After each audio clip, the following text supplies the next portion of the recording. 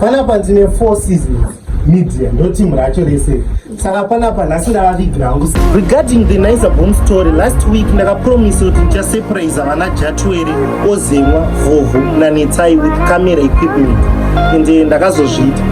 Ndokutaura chokwadi wallet yangu yakatosarwa nedola izvezvi but hazvinazvo basa because ndeda ngosurprise 4 seasons media ndasiyira nekaZW ndoka vakanyora pachannel pavo saka chinzwe mapira ndakavaita camera equipment. Timu rese ririko.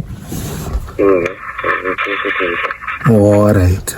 Thank you so much. Ozemwa tinduye nhasi saka ndokwatoda kuti ino ndatobva mufonere izvo. Hasta kafamba makilomita baba. Hasta pivi. Kumrokunza kunonzi kuma. Ndipo sausage one. Inoita mari. 60.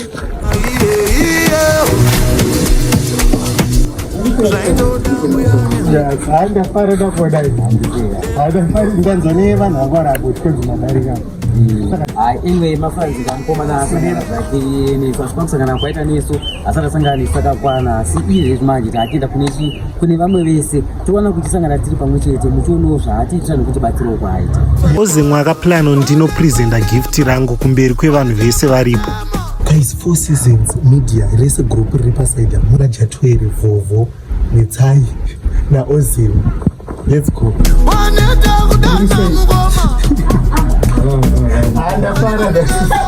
This is one of my happiest days in my life. That's why I don't make the video. I'm telling you, I'm saka nyari panapa.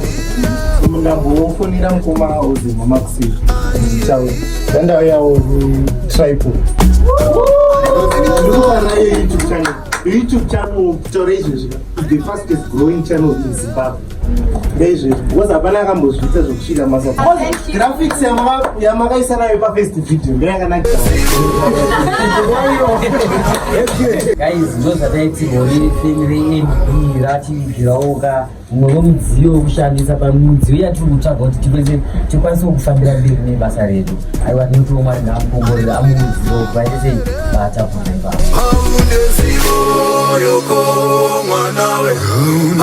Chinhu ichochi chakakosha zvinenge akabva kuMB saka imi mutorege kutitsvaga kuMB uye mutitsvage ku4 seasons media. Guys, subscribe to Hasta TV, Hasta TV pa YouTube ipapo ndokuda mangoenzwa Hasta pa YouTube ipapo TV ipapo Hasta PV.